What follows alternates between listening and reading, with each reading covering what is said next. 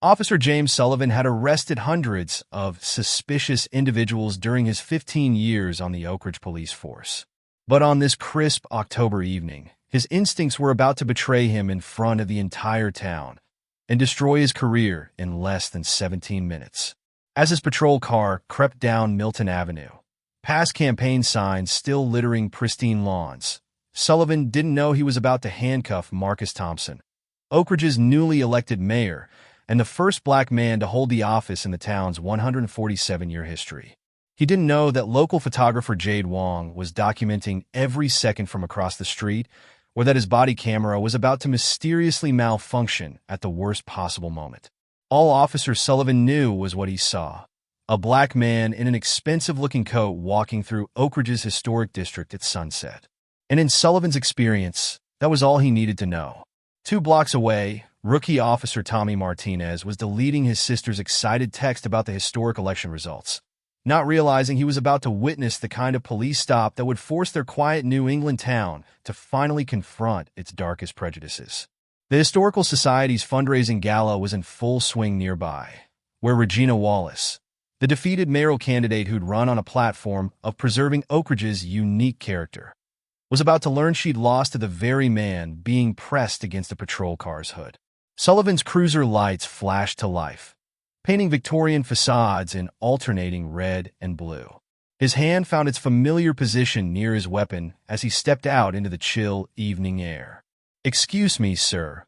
His voice carried down the empty street, setting in motion a chain of events that would shatter Oak Ridge's carefully maintained facade of progressive values and equal justice.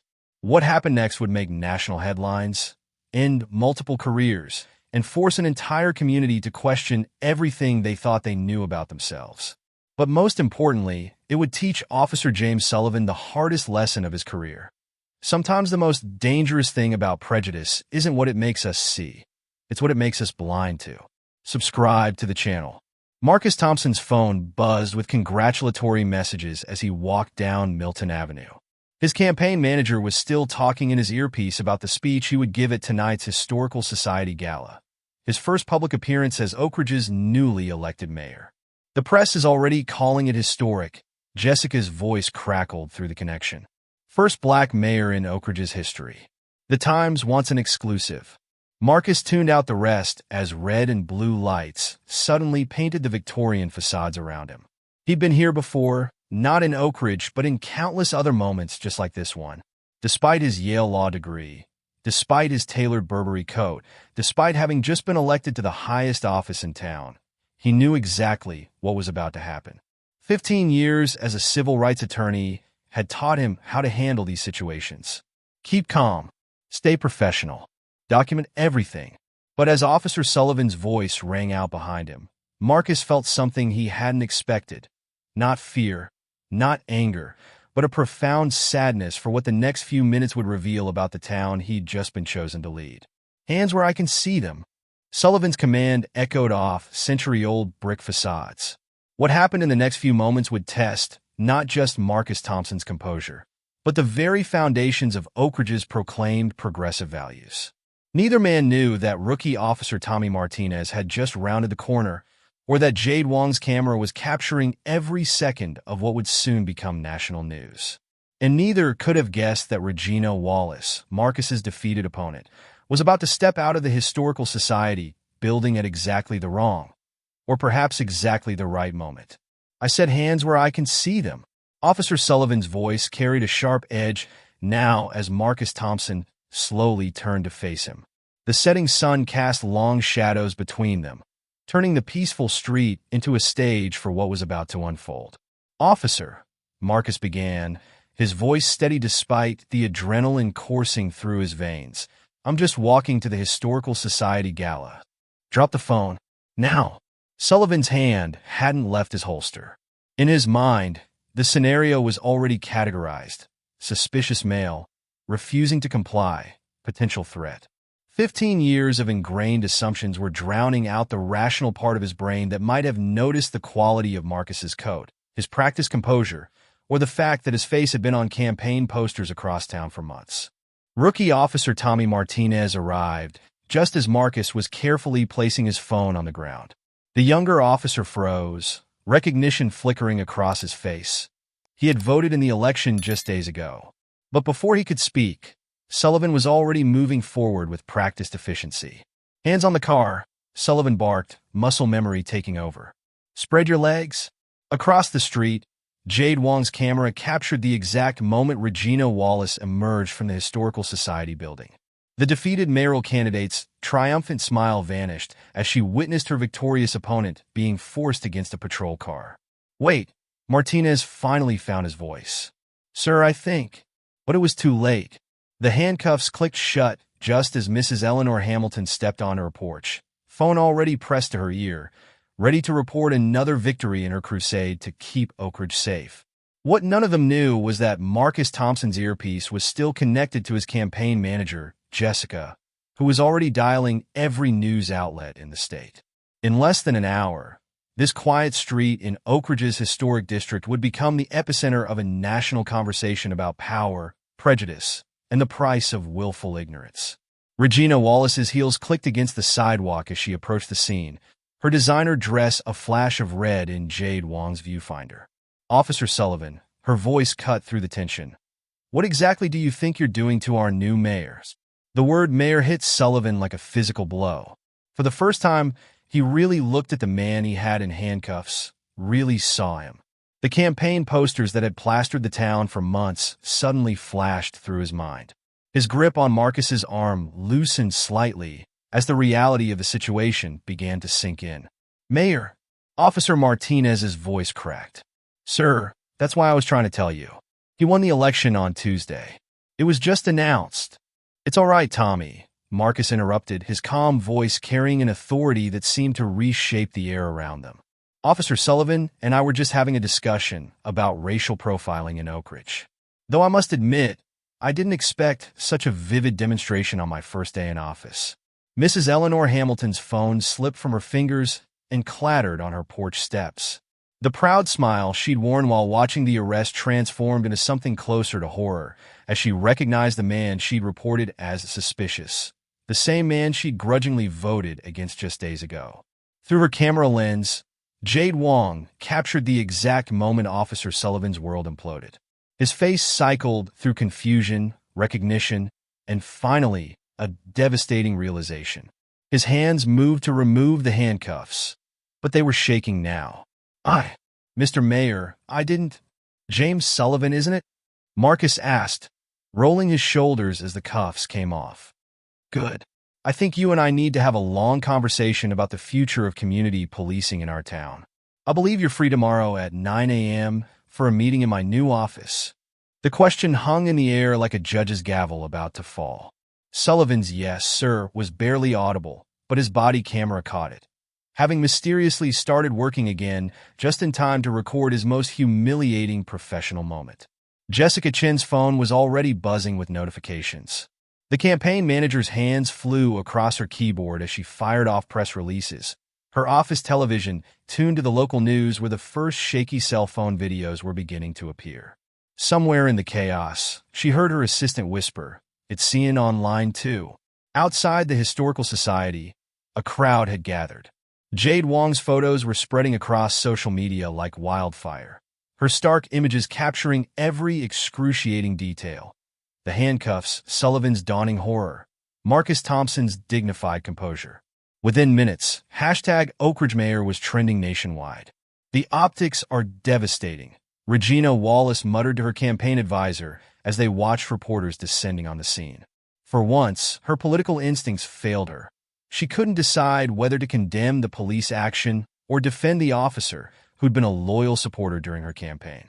Inside the Historical Society ballroom, the gala continued in ignorance. The string quartet played Vivaldi, while Oak Ridge's elite chatted over champagne, unaware that their town was about to become the center of a national conversation about privilege and power. Marcus Thompson straightened his coat and checked his phone. 17 missed calls, 38 text messages, and 1 email from the ACLU. But his attention was on Officer Sullivan, who stood frozen in place, his career crumbling around him in real time. Officer, Marcus said quietly, ensuring no cameras could pick up his words. Tomorrow morning's meeting isn't just about your job. It's about fixing a system that taught you to fear me before you even saw my face. As if on cue, every phone in the vicinity lit up with the same breaking news alert. Newly elected mayor handcuffed by police officer in apparent racial profiling incident. Oak Ridge's moment of reckoning had arrived, and there would be no going back to the way things were. Subscribe to the channel.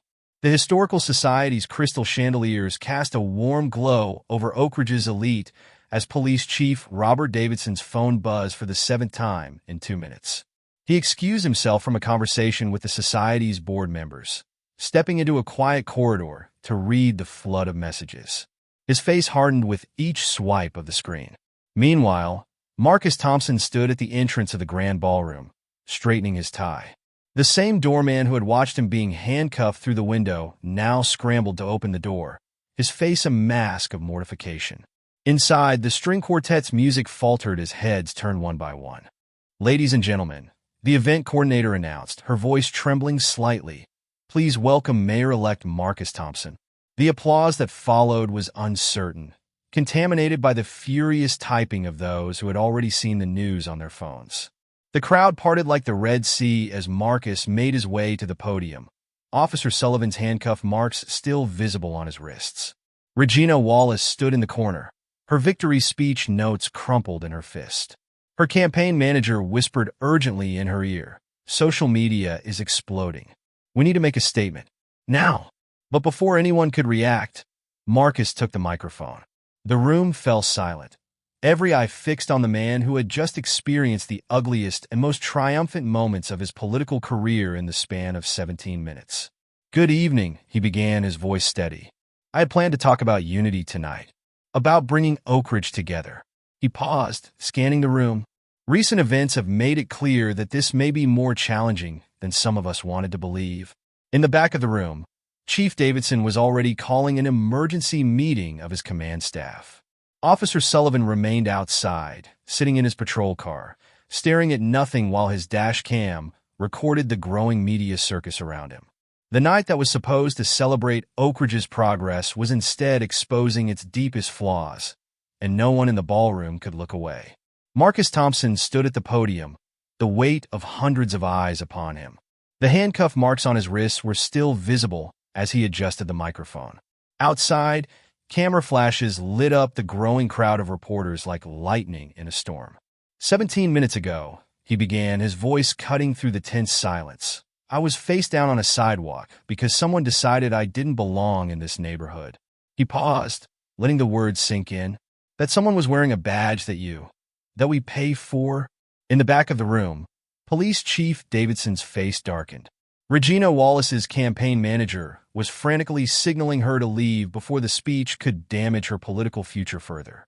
But Regina stood rooted to the spot, understanding that she was witnessing a moment that would define Oak Ridge for years to come. But this isn't about one officer or one incident. Marcus's eyes swept the room. This is about a town that claims to value diversity while calling the police on anyone who looks out of place. A community that proudly elected a black mayor, but still assumes he's a burglar when he walks down its streets. The string quartet members lowered their instruments. Jade Wong, who had slipped into the ballroom, captured the exact moment when Mrs. Eleanor Hamilton, who had made the initial call to police, dabbed tears from her eyes with a monogrammed handkerchief. "Tomorrow morning," Marcus continued, "Officer Sullivan and I will have a conversation about the future of policing in Oak Ridge. But tonight, I want to have a conversation with all of you about the future of our community." He gripped the edges of the podium, his next words resonating through the silent ballroom. "The question isn't whether I belong here. The question is, what kind of town do we want to belong to?" The silence following Marcus's speech lasted exactly 3 seconds before the Historical Society ballroom erupted. Phones lit up like fireflies as guests rushed to share what they'd witnessed. The string quartet, reading the room, quietly packed their instruments. Police Chief Davidson pushed through the crowd toward the exit, already hearing his phone vibrating with calls from the mayor's office. The outgoing mayor, technically still in charge for the next 48 hours. But everyone knew where the real power had just shifted. Regina Wallace watched her former supporters gravitating toward Marcus, their allegiances visibly realigning in real time. Her campaign manager finally grabbed her elbow. "We need to get ahead of this," he hissed. "Social media is calling you the face of the old guard." Outside, Officer Sullivan sat in his patrol car, watching the media circus grow through his windshield. CNN's Vin had just pulled up, and Officer Martinez was struggling to maintain the growing perimeter of curious onlookers and reporters. Detective Sarah Chun, who had sent the original alert about suspicious activity, stood in the station's break room watching the footage play on every news channel. Her text message to Sullivan was now being displayed on screens nationwide, a masterclass in how bias could be packaged in seemingly professional language. Back in the ballroom, Mrs. Eleanor Hamilton pushed through the crowd until she reached Marcus. Her voice trembled as she spoke, just loud enough for those nearby to hear. "I'm the one who called the police. I'm the reason they—" She couldn't finish the sentence. Marcus studied her face for a long moment before responding. "Then you'll be the first one invited to our new Community Policing Advisory Board. Sometimes, Mrs. Hamilton, the people most qualified to fix a system are the ones who once perpetuated it." Jade Wong's camera caught the exact moment the elderly woman's expression transformed from shame to surprise to cautious hope. It would become the cover photo for Time magazine's feature, "The Night Oakridge Changed." Subscribe to the channel. The emergency command staff meeting at Oakridge Police Department headquarters felt more like a war room. Police Chief Davidson stood at the head of the conference table, his tie loosened, watching the muted news coverage playing on 3 different screens. "Body cameras?" he asked, his voice tight. Sullivan's wasn't activated during the initial stop, Lieutenant Rivers reported, avoiding eye contact. It mysteriously started working again right after the cuffs came off. Mysteriously, Davidson repeated, the word dripping with sarcasm. "And Martinez? His was off too. He says he was checking a personal message about the election results when the call came in." The irony wasn't lost on anyone in the room. Detective Sarah Chun sat quietly in the corner, her earlier text message to Sullivan now being dissected by news commentators as evidence of systemic bias. Her transfer from Boston PD had been heralded as part of Oakridge's diversity initiative. Now she wondered if she'd been nothing more than a checkbox on someone's reform agenda. Options? Davidson surveyed the room. Standard procedure would be to place Sullivan on administrative leave pending investigation, Rivers offered. Standard procedure went out the window the moment he cuffed the mayor-elect, Davidson snapped. "We're trending on Twitter. The governor just called." He checked his watch. 8 hours. Sullivan's supposed to meet with Thompson in the mayor's office. The room fell silent as everyone contemplated the political hurricane heading their way. Then Chin spoke up, her voice cutting through the tension. "Maybe we should let him go." "To the meetings?" "Yes. Maybe that's exactly what this town needs. The officer and the mayor face-to-face, dealing with what happened.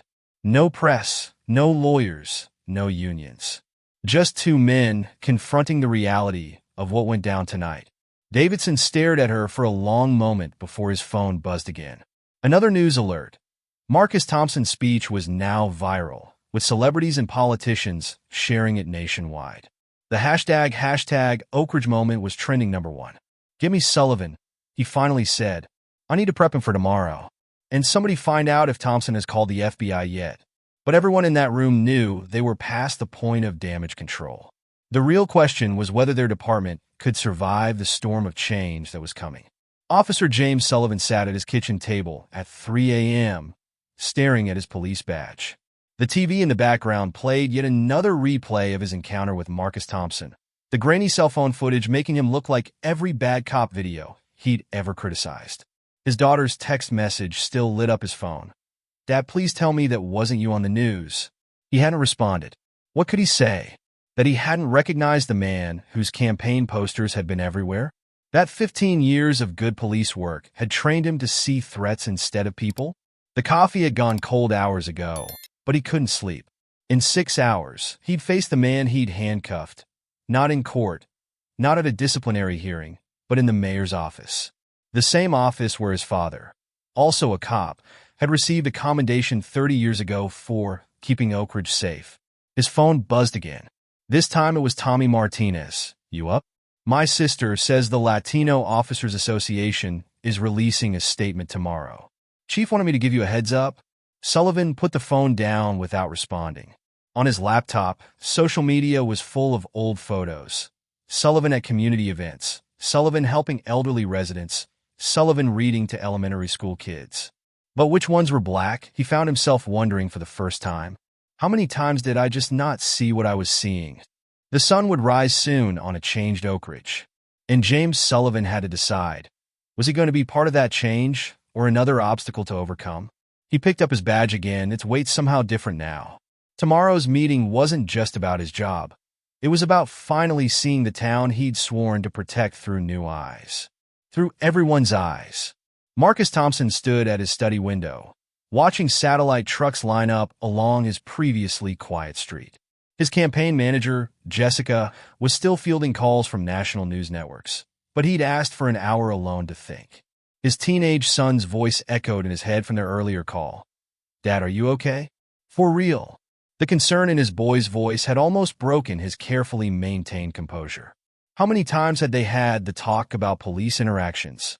And now, on what should have been his greatest triumph, he'd lived it out in front of the whole town. On his desk, his laptop displayed dozens of unread emails. The ACLU offering legal support, the Congressional Black Caucus requesting a statement, civil rights leaders asking to stand with him at tomorrow's press conference. But Marcus's eyes were fixed on a single photograph. His father at the opening of his law practice in 1973, the first black-owned business in downtown Oak Ridge. "You'd laugh at this, wouldn't you, Dad?" he muttered to the photo. First black mayor gets arrested before he even takes office. Some things change, some don't. His phone buzzed with a text from Regina Wallace. "I know we fought hard against each other, but what happened tonight was wrong. How can I help?" He smiled slightly, remembering how she'd stood her ground at the gala. Sometimes allies came from unexpected places. The meeting with Officer Sullivan was just hours away. His advisors had urged him to bring lawyers, to make an example, to demand immediate action. But Marcus had different plans. Real change didn't come from humiliation or revenge. It came from understanding, from forcing people to see what they'd trained themselves to ignore. Dawn was breaking over Oak Ridge, and with it came a choice. Use this moment to divide the town further, or find a way to turn one officer's mistake into everyone's opportunity for growth. The steps of Oak Ridge City Hall had become a media battleground by 8:45 a.m. News crews jostled for position, their cameras trained on both ends of Main Street. They were waiting for two men who would arrive from opposite directions, but were now forever linked in the national consciousness. Officer Sullivan parked his personal car 3 blocks away, his uniform feeling heavier than usual. He'd chosen to wear it despite suggestions that plain clothes might be more appropriate. If he was going to face this, he'd do it as what he was, a police officer confronting his own mistakes. At the same time, Marcus Thompson stepped out of his campaign office, straightening his tie. He declined the police escort offered by Chief Davidson, choosing instead to walk the same route as yesterday.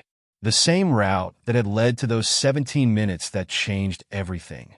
Inside City Hall, Detective Chun and Officer Martinez watched from a second-floor window as the crowd grew. "Think they'll fire him?" Martinez asked, unable to hide his concern for his fellow officer. "That's not Thompson's style," Chun replied. "He didn't become mayor by tearing people down. The mayor's office had been transformed overnight.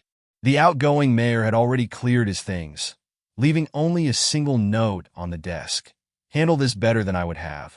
At 8:57 a.m., Sullivan entered through the back door, escorted by Chief Davidson. At 8:59 a.m., Marcus Thompson reached the front steps, the crowd parting before him like a sea.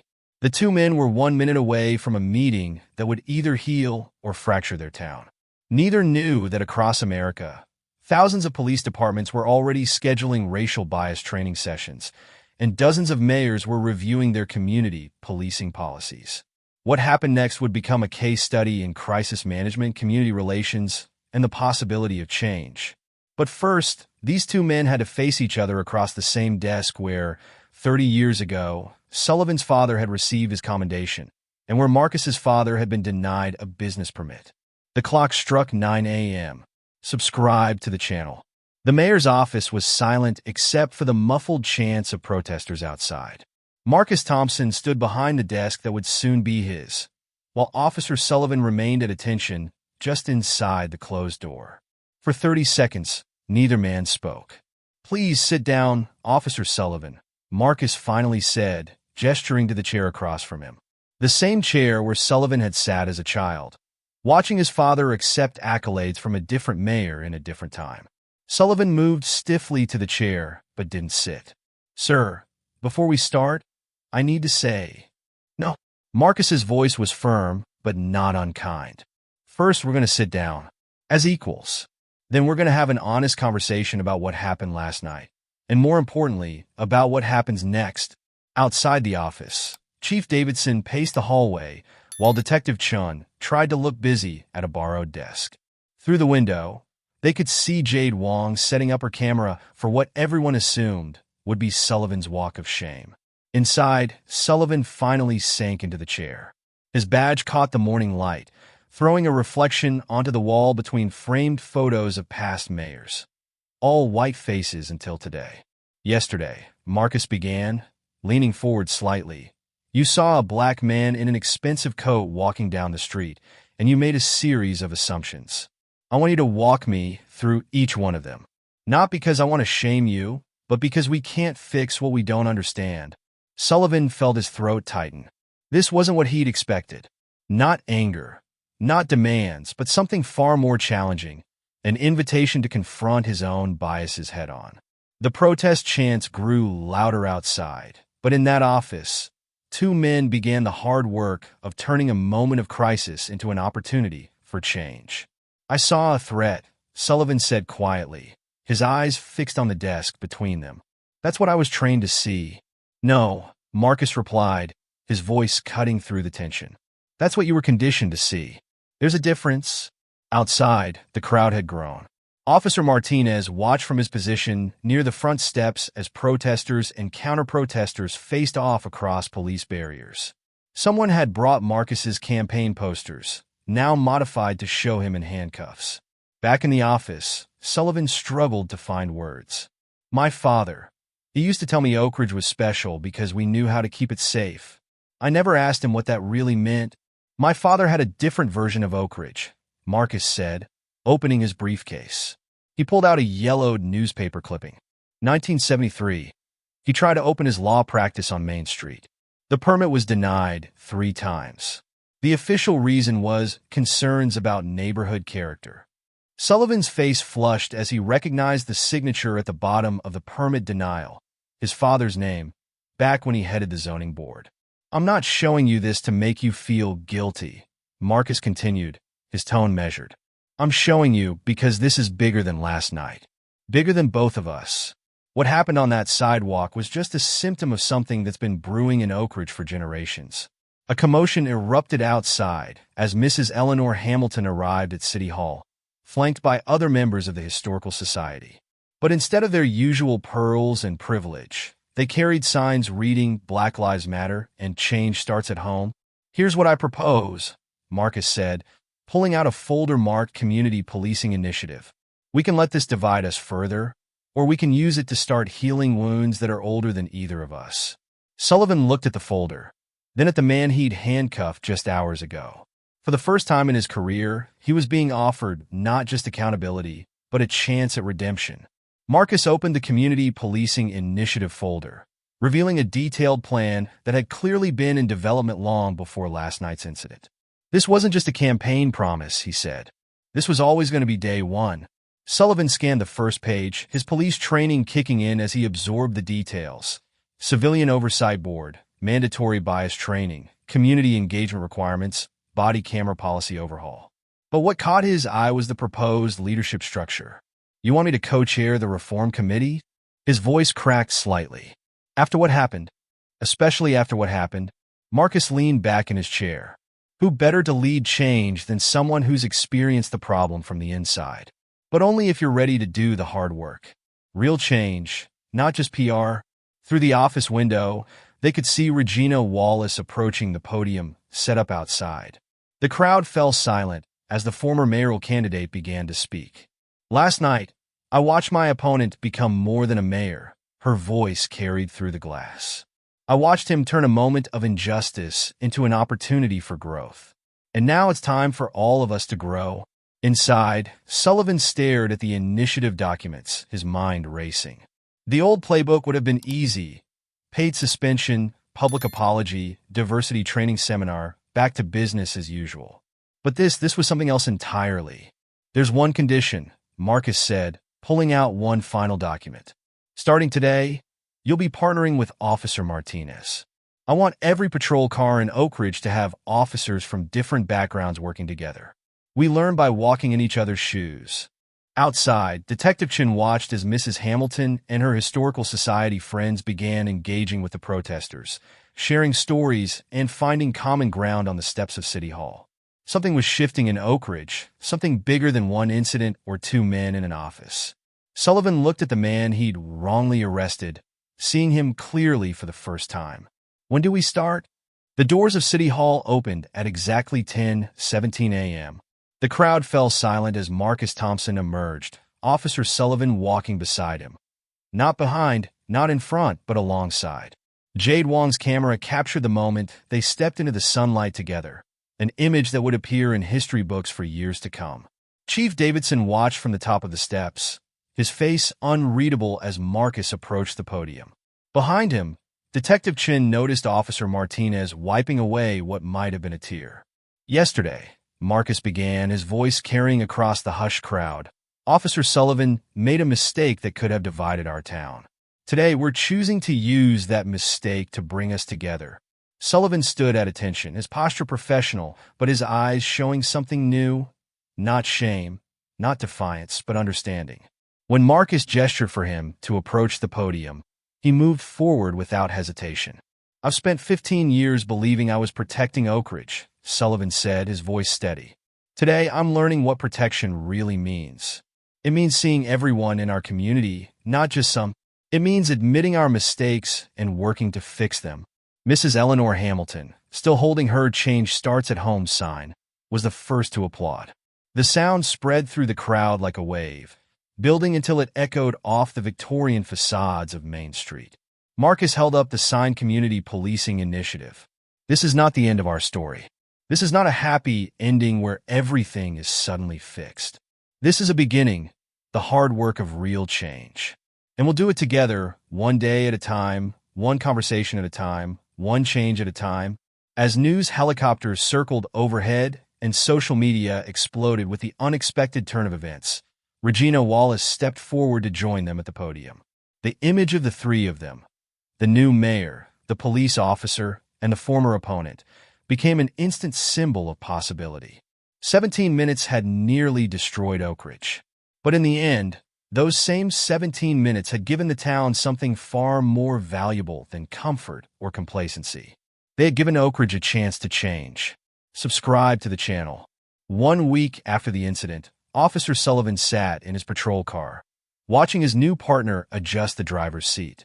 Officer Martinez looked nervous as he settled behind the wheel for their first shift together.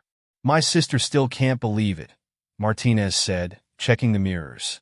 She says we're making history. Sullivan smiled slightly. Let's just focus on making it through our first patrol.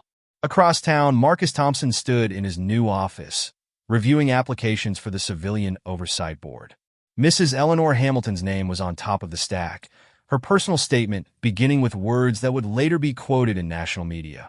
I called the police that night because I was afraid of change. Now I'm afraid of staying the same. Detective Sarah Chun had spent the week rewriting department protocols, her experience from Boston PD proving invaluable. But it was her suggestion about community engagement that had really caught on. Weekly coffee meetings between officers and residents, hosted at different locations throughout town. The first meeting was happening now at Regina Wallace's real estate office, of all places. She'd offered the space as a gesture of unity, and the line of people waiting to participate stretched around the block. Jade Wong moved through the crowd, capturing images for a documentary she was now producing about Oak Ridge's transformation. Her lens found familiar faces, the string quartet from the gala playing on the sidewalk, children handing out community unity buttons, Chief Davidson awkwardly accepting a hug from a local pastor. But it was the sight of two teenage boys, one black, one white, asking Sullivan and Martinez for directions that made her lower her camera and smile. Sometimes the smallest moments held the biggest meaning. Change wouldn't happen overnight. Real transformation never did. But as Sullivan and Martinez pulled out of the station for their first patrol together, something was already different in Oak Ridge. You could feel it in the air, see it in people's faces, hear it in the way neighbors called out to each other across once silent streets. 17 minutes had sparked the change. The hard work of making it last was just beginning. 1 month after the incident, Marcus Thompson sat in his office watching CNN's special report, The Oak Ridge Model: How One Mistake Changed American Policing. On screen, police departments across the country were implementing similar partner pairing programs, civilian oversight boards, and community engagement initiatives. His phone buzzed with a text from Sullivan. "You need to see this." Attached was a photo from that morning's patrol. Sullivan and Martinez, surrounded by kids, at the local elementary school's career day. But what caught Marcus's eye was the question written on the classroom board. How can police officers and communities work together? Detective Chun poked her head into his office. "Mayor, the police chiefs from Boston and Chicago are here for the conference." Word had spread about Oak Ridge's transformation, and departments nationwide were sending representatives to learn from their experience. In the station break room, Officer Martinez was showing his sister the latest statistics. Complaints down 40%, community engagement up 300%, and applications to the police academy from minority candidates at an all-time high. Mrs. Hamilton had turned her historical society into a hub for community dialogue, hosting weekly discussions about Oak Ridge's past and future. Today's topic: from preservation to progress. Redefining community values. Regina Wallace's real estate office had become famous for more than just property listings. The weekly coffee meetings had sparked similar initiatives in neighboring towns, creating a network of community conversations that stretched across the state. Jade Wong's documentary footage had been picked up by a major streaming service, but she was more proud of the change she captured in everyday moments. Sullivan helping a black teenager change a tire, Martinez teaching ESL classes at the community center, Chun organizing cultural sensitivity workshops that officers actually wanted to attend. As Marcus prepared to meet with the visiting police chiefs, he glanced at the framed photo on his wall. Himself and Sullivan at the podium that day, choosing transformation over division. Below it, a simple quote had become Oak Ridge's unofficial motto: "Change begins with seeing each other clearly." 6 months after those fateful 17 minutes, Officer Sullivan stood in front of a packed auditorium at the National Police Chiefs Convention. His hands weren't shaking anymore when he spoke about that night, about the changes it sparked, about the lessons learned. "Last week," he told the crowd, "a kid walked up to our patrol car, a young black boy. Couldn't have been more than 12. But instead of walking away or looking scared, he asked us for help with his homework." That's what real community policing looks like. In the front row, Marcus Thompson watched with quiet pride. He'd been invited to give the keynote speech, but had insisted Sullivan take the spotlight instead. Real change, he learned, happened when people saw themselves in the story. Detective Chun had just finished presenting her research on the partner pairing program.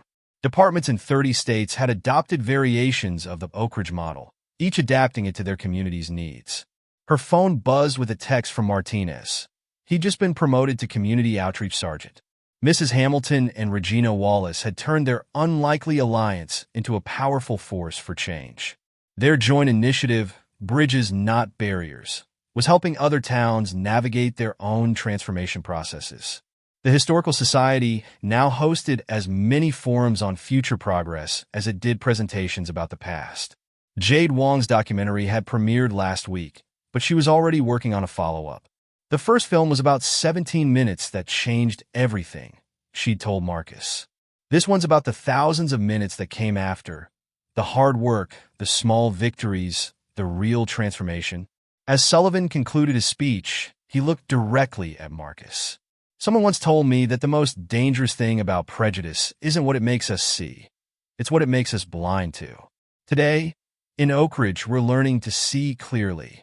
And what we're seeing is hope. 1 year to the day after those 17 minutes, Marcus Thompson and James Sullivan stood together on Milton Avenue, exactly where their story began. The street sign above them now read Unity Way. not to erase history, but to mark its turning points. "Hard to believe it's been a year," Sullivan said, looking at the spot where he'd once drawn his handcuffs. He was wearing civilian clothes today. As the new director of community relations, he rarely wore his uniform anymore. "Sometimes the worst moments can lead to the best changes," Marcus replied, watching a mixed group of kids ride their bikes past them. If we're willing to learn from them, they were waiting for the camera crew from 60 Minutes, there to document what had become known nationwide as the Oak Ridge Miracle. But the real miracle wasn't in the statistics, impressive as they were. It wasn't in the awards, the recognition, or even the widespread adoption of their programs. The real miracle was in the small moments. Officer Martinez coaching youth basketball after his shifts. Mrs. Hamilton and Regina Wallace having weekly lunches with families they'd once viewed with suspicion. Detective Chun mentoring new recruits from diverse backgrounds. Jade Wong teaching photography to kids from every neighborhood, showing them how to document their own stories. "You know what my son said yesterday?" Marcus smiled. "He said he wants to be a police officer when he grows up. But not just any officer. He wants to be like Officer Sullivan." Sullivan felt his eyes water. "We've come a long way from that night." "We have," Marcus agreed. "But the real victory isn't how far we've come. It's how far we've shown others they can go." As they stood there, watching their changed community go about its day, both men understood the same truth. Sometimes it takes 17 minutes of darkness to spark years of light. Real change isn't about avoiding mistakes. It's about having the courage to learn from them, the wisdom to grow from them, and the strength to let them transform not just ourselves, but our entire world. If this story moved you, remember that change starts with each of us. Subscribe to the channel and share this video with someone who needs to hear it. Together, we can turn more moments of crisis into opportunities for transformation.